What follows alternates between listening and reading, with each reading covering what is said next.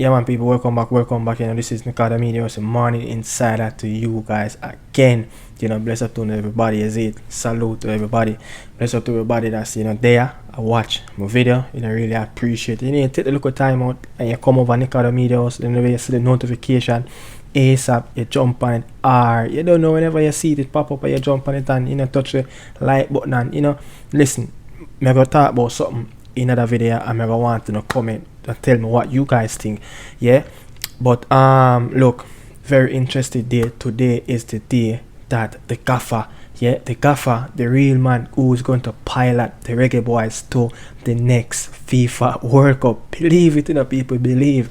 You get what I say? Yeah, man. Today the day, man, that them say, Steve McLaren, the former two-time assistant coach at Manchester United, the former England boss, the man himself, the man who lead Middlesbrough to the League Cup final, also to a UEFA Cup final, Steve McLaren himself. Today the big day, and me I wait for it, and say if you watch the video within the first 2 hours of when this video uploaded to YouTube, you don't know the gaffer I get unveiled around, I think it's 11 a.m. Jamaican time. If you're living on the East Coast in America, you don't know, it's around 12 p.m. and if you live on the West Coast, it will be around 7, 8 o'clock. You don't know what I say? So various time. If you live in Europe, it's gonna be around probably 3, some people 4. You don't know. Probably if you live over on the other side of the world, eastern side of the world, it probably gonna be around night. But you don't know. Today the day when the gaffer I gonna get unveiled. I'm really, really proud. And guess what? Today the day it gonna feel like we finally have a coach who gonna represent us into the Nations League. And guess what? His first game will be Cuba. But me don't want to talk too much in that. But today the day the gaffer I gonna get unveiled. And guess what? Tomorrow episode on Nicardo Media House Morning Insider, I will be listening to the press conference, keenly, and I will break it down in the Morning Insider on Friday morning, but very interesting topics as usual. Talk about a little bit about Ravel. What's next? Talk about Khadija Shaw is finally she's back out there, and the man himself who is a TD, Wendell Downswell.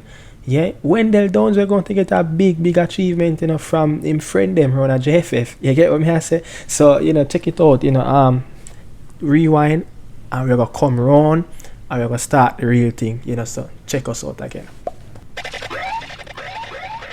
Yeah, man, so, get to the real thing right now. Wendell Downswell, the man who is the current TD. Is it that the TD, the technical drawing that we used to do at school? No, another TD. The man who's supposed to oversee everything about Jamaican football, the technical director, the man who's supposed to, at the hem of what construct around Jamaican football, you would say, from the national teams, the all youth teams, even around what happened or how you construct a very good base around, the local football in Jamaica when it comes down to clubs, academies.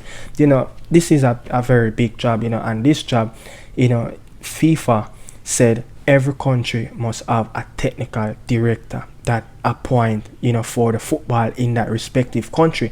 And one thing I have saw, I got this thing and it said, Wendell Downswell will be honor of distinction. I'm going to find it. So the Jamaican Football Federation, heartily congratulations our technical director Wendell Downswell, who will be a recipient of Order of Distinction, at the National Honors and Awards Ceremony on Monday, October the 21st, 2024. So people, I want to know, respond on this. One thing, you think a man who brought us to 2 World Cup, in 1999, that World Cup was in New Zealand, where we faced Qatar, Paraguay, and another team, I don't remember, and then he brought us to the World Cup in Mexico recently, just a little bit over a decade ago. Everyone will remember that World Cup where we faced Japan. I think Japan tapped that zone, France was in that zone, and Argentina also was in that zone. And in that World Cup, we drew with France 1-1. In the World Cup in '99, we did it recorded any goals, and we didn't receive not 1 point. But in the last one that we went to, we got that point against France. But I mean, everybody would famously remember that goal that Andre Lewis scored, and the other goal that Zelano Barnes have scored. Yeah, but I mean, I don't know, man, what's really going on around football in Jamaica. It come like I just blind and lead blind.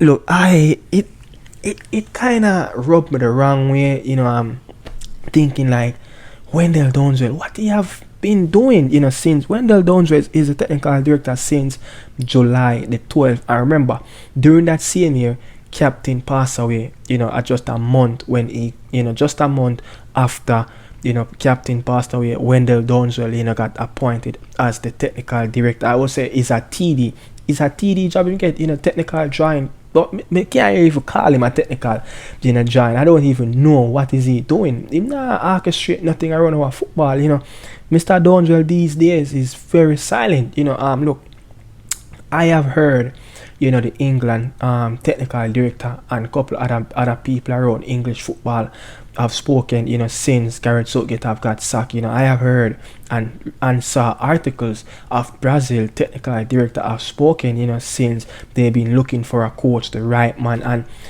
what happened to Wendell Downswell? Everything that comes out of the JFF, it have to be about that man who is a technical. He was a president. Is a president after the committee. Yeah, Mr. Rudolph Speed. Look, everybody know RC Wagwan right now. I that the man that I run the show and I call the shots. But Mr. Wendell Downswell, his position is very pivotal to what happened in Jamaica in terms of development and how we construct a very good solid base around national football. How the youth them get graduated and integrated into the senior team from the youth level. We not see nothing like that happen. You understand? Even when you look at the 99 under 17 team, we went on and we qualified for under 20 World Cup a couple years after that, that played in Argentina. We qualified during that time. We qualified for the 1990 World Cup. So you could say that during that time it was one of our most successful period in terms of senior and youth football. 98 we qualified for the World Cup. The next year after that we qualified for the under 17 World Cup, and then a couple years after in 2001 we qualified for that under 20 World Cup in Argentina. So you could say during that time, and how many of those kids make the transition? I mean, Downswell wasn't the technical director at that time, but I'm just saying he was the coach of the under 17. How many of those youth make the transition from that under 17 team 1999 into the senior team? Not much. I don't have the record, but it's not much. When I look on the squad of players that went to that World Cup, not many of them got an opportunity in the senior team. Downswell, between the period of 1996 and 2002, he was the head coach, of the under 23 team, that is an Olympic team, and I think he was a part of the under 17 team as well. Between 2005, he's the head coach of the national senior team. I think he only spent like 2 seasons, and then, he won the Caribbean Cup. During the period of 2009 to 2011, he again appointed as the under 17 coach. He brought us to another World Cup. In 1998, Mr. Downswell, he present the Jamaican Football Federation as a coaching, as an instructor, that was under JMMB, of JFF, under UTEC, as at the coaching school, so he was like an instruction, during that time. But let me move on from, Mr. Downswell. I think I have taken up too much time with him. Khadija Shaw is back on the pitch after a lengthy time out after that broken foot. She sustained an injury, April the 21st versus West Ham. Yeah, and April the 30th she posted a post on Instagram. Finally I've done the surgery, and now I saw a Instagram post yesterday from Khadija Shaw that she's finally back on the pitch. Look, this season is going to be a very interesting season. It's going to be a very interesting season for Khadija Shaw. Why I said that?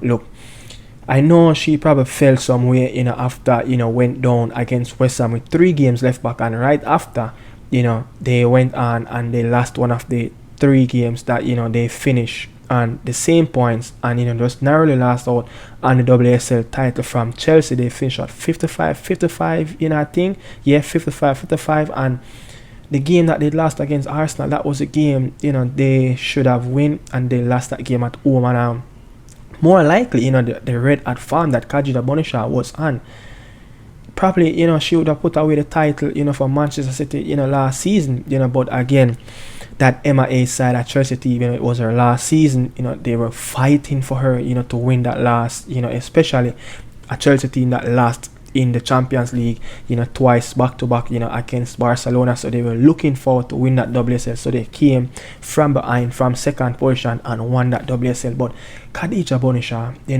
it's going to be a very interesting season. And again, her last 2 seasons at Manchester City, yeah, or I say the first 2 seasons at Manchester City, Khadija Shaw, they played in the UEFA Champions League. You know that you have to win the WSL to automatically qualify for the Women's Champions League group stage. So because Manchester City finished behind Chelsea at second position, they're going to have to play this season second round. They are seeded team in the second round that they're going to play in the UEFA Champions League playoff, and they have lost out twice in previous years. You get what I mean? So it's going to be a very interesting season, especially when she scored 21 goals in 18 games. She was right on point, to score more goals for Manchester City. And, for her, even to get one of those nominees, for the Ballon d'Or, that was a very big thing, for us. So she's on the right path. But for me, if you ask me, Khadija Shaw is the best woman number 9 in the game at this moment, and I have been saying this for the last 12 months now. So Khadija Shaw,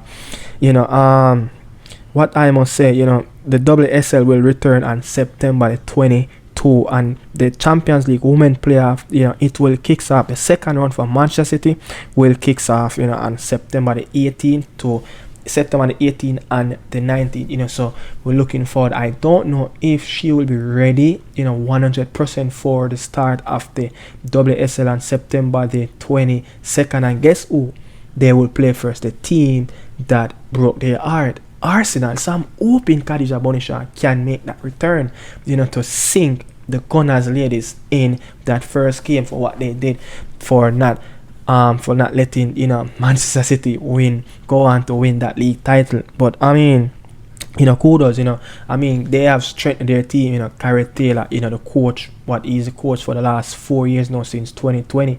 So the transition of where Manchester City and Khadija Shaw is coming from in previous years, it's only getting bigger. It's only growing. And guess what? With Emma is not in the league anymore with Chelsea. She's the coach of the US Women's National Team. Manchester City will be the direct favorite, ahead of Arsenal to win this upcoming WSL. So looking forward to Khadija Shaw this season, and I'm looking forward for her to help to push Manchester City over the line in the playoffs for the Women Champions League. So come on, Khadija Shaw, Forza Khadija Shaw, yeah. Moving on, young Whisper Richards. Oh my word, speedy recovery. The young promising REGGAEBOYZ International, who currently just did a surgery of what we witnessed. He post something up on his Instagram that he have done a surgery. No caption, but it does look at the photo, you see that it's a surgery. But look, over the last few months, since previously, before the Copa America kicks off, yeah, there was some disagreement around, the whole thing about Leon Bailey, and if young Richards was injured and all of that. I remember I was in Jamaica when he was playing Manning Cup. I went to watch the last phase of the Manning Cup, and the the Flow Champions Cup, yeah. At the time, his last season at KC, and I don't remember if it was Mona, he picked up a knee injury against, they took him off, but he came out in the second half and he ended up finished the game. And I think, KC have won that game, but I'm pretty much sure that was the same knee issue. And I remember when, the JFF have put out a list of all the injured players, that's why they are not getting picked in the Copa America squad. A lot of people are having a lot of doubt, because at that time, the JFF, they under Dujuan Richards name, it was unknown. No one know what was his injury. And see there, boom, it's the knee injury. A lot of people was calling down for Craig Butler. He was saying, when Craig was texting Emira Grimston about, Chelsea about to pull the contract away, and they threatening the contract with Young Whisper, and a lot of people was fuming about Craig Butler was lying. See, here you go. The man have done the surgery. He was injured. So just let, whatever like domestic affair. Because Craig Butler, him are the father for all of the youth them up at Phoenix. You get what I say? So sometimes, just be a little bit more, be a little bit objective, and just reason the thing on a balance scale. Don't just go in with the mind of, look, you hate Craig Butler. Yeah, we know that man have his flaws. Everybody have his flaws. Me have my flaws around certain type of people. You get what I say? So if you see that, Whisper have finally done the surgery, kudos, and report have said that he will be out for just a couple months. I would say, the report have said just around 6 to 8 weeks. That's around a couple of months, and probably that is just a date of when he's going to get back on the pitch and start his recovery on the pitch. So we're going to move on to our topic. The man himself, Ravel Morrison. Yeah, I have saw over the last, you would say, just over 24 hours. Yeah, just over 24 hours. But yesterday, Ravel have played a game behind closed door. Look, the PFA have this organization where they have some sets of professional players who used to play in who's coming from Premier League teams, in the EFL Championship, League 1, League 2 players, who is out of a contract. It's like an unemployment camp, and it's a 10-week program, and Ravel Morrison played a game against Manchester United academy team. I think it's the U21. Yeah, and it's the quest of trying to find a new club, a new home for Ravel Morrison. Yeah, Ravel have played for loads of different teams in different countries. I remember Lazio. I remember in Liga MX at Atlas. Yeah, I remember, I think it's Dan Haag in the Eredivisie League. Whole heap of teams. And after Manchester United, it was West Ham. But can Ravel Morrison find himself a club? Can he be that man in the midfield? Let me know what you guys think. Yeah, can Ravel be that man? Will he be able to find a club? Because look, I strongly believe that if Ravel finished with football, him wouldn't go in at this program. And this program is a very elite program. It's different from when you're at home training in your back garden or running on a treadmill, or doing some press up or sit up. This is like a very intense pre-season camp, as like any other professional team in Europe would have done. You get what I'm saying? And they around the likes of very, very solid coach. And guess what? They have, the chip that they put in your box. So everything is recorded, physical attributes, everything is recorded, and it's going to send out, for coaches and scouts. They can go on the PFA website and check all these physical results of the players at the end of the camp or during the camp, whenever they want it to look. It's available on the PFA website. So let's see. I remember even under the PFA post that they made on Twitter, the official fan page for Salford City, that's the club owned by what you call him, the Paul Scholes, the Ryan Giggs, the Nicky Butt, the Neville's brother, and David Beckham. Yeah, the class of 92. They own that team. They own that team with a 50% share. Majority of the stakes they own, and they were saying, look, we will take Ravel Morrison any day, anytime in League 2. He will rip it up. And I remember another official fan page from Bristol Rovers, saying that, look, I think Bristol Rovers is in League 1. They would look, let's give us Ravel. So I don't know what's the issue, for such a long time, for around 2 years now, Ravel Morrison haven't kicked a ball in a competitive game. Look, the reports I saw yesterday that after the game, they were very impressed with Ravel Morrison. Words were coming out about, look, for a man that, you know, who not play for such a long time. The quality he possesses on the ball, the quality of dribbling, the quality of technique of controlling the game, it's second to none. Yes, he was playing against a U21 team, but for a man that not playing for a couple of years now, the talent is still there. The talent is never doubt. So I'm just saying, can Ravel get his act together and get back in Steve McLaren? Look, no other a man than Steve McLaren, a man that would have known what was going on in the academy at that time, you know, when, you know, he was coming up under Manchester United, even when he was coaching in England. We'll be hearing about the young kid at Manchester United who was making waves, you know, Ravel Morrison. So Steve McLaren, you know, will be familiar with this player, and look, if he can find himself a club and, you know, put back himself out there, look, Ravel will surely be in that midfield again for the Reggae Boys. So we just hope that Ravel can really find himself a club, and that will be very interesting, you know, moving forward, because the Reggae Boys have been crying out for that midfielder, someone that can dictate the game and dictate the tempo, especially a team like Steve McLaren that going to farm. He loves to play with a man in that midfield where he can dictate the tempo with all these speedy wingers. Yeah, so let's see what's going to happen, you know, with Ravel Morrison. I think I have come to an end, you know, of the video. You know, people, bless upon yourself. You know, Nicardo Media House there again, you know, the morning insider. Later is the big day if you're watching this video in between, prior of when it upload, 2 hours between it upload, and, you know, the so it will upload 8 a.m. Eastern time, and, you know, 4 hours from then at the big unveil of the Reggae Boys, the gaffer Steve McLaren, the man who are gonna pilot us to the next FIFA World Cup. Yeah, bless upon yourself, people. Saluting us soon, you guys. Friday morning, talking about that Steve McLaren unveil at the press conference at the JFF head office out